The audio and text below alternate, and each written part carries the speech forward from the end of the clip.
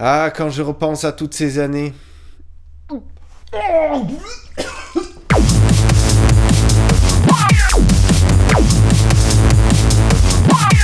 Un débat d'idiots sur l'école. Bonne idée. On va la faire en 3 épisodes, hein, parce qu'il y a trop de choses à dire. J'ai des choses à dire avant que c'est trop tard. Dans ce premier épisode, on va parler de 3 trucs complètement hallucinants, tellement c'est absurde.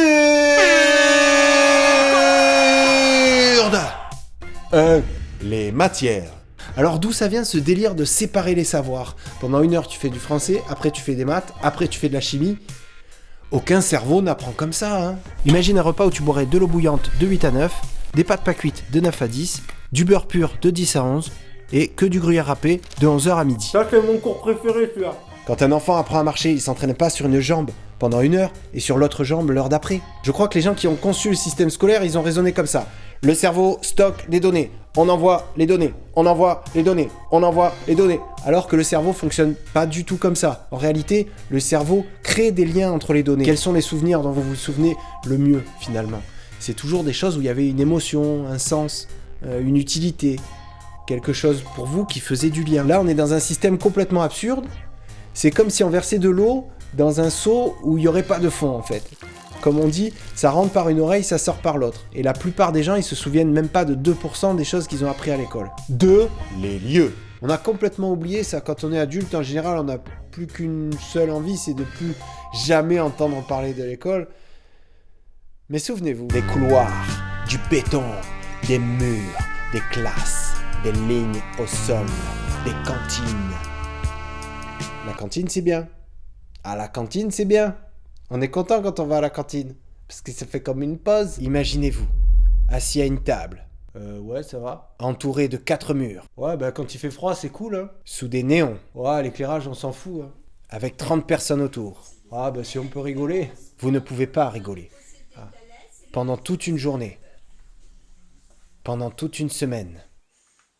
Pendant toute une année. Pendant plus de 10 années. C'est des réalités physiques, spatiales. Il y a comme une atmosphère de... Comment ça s'appelle quand on est dans un endroit fermé, qu'on peut pas sortir? Un enfermement. Ah ouais.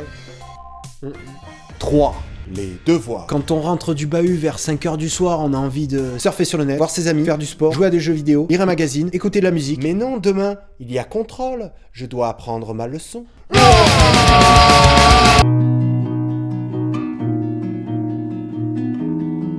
Sérieux, il y a quoi de plus écœurant dans la vie que des devoirs à faire le soir chez soi quand tu viens déjà de te frapper une journée entière d'école? Ils le voient bien qu'ils arrivent pas à nous faire rentrer leur putain de programme dans le cerveau, alors ils nous demandent d'apprendre chez nous. Le temps que tu passes où tu es bien sur tes leçons, bien sur tes cours, où tu essaies de bien comprendre, ça devrait être inclus dans la journée d'école. Rien ne remplace le travail personnel. C'est vrai qu'il y a que ceux qui travaillent chez eux qui réussissent à l'école.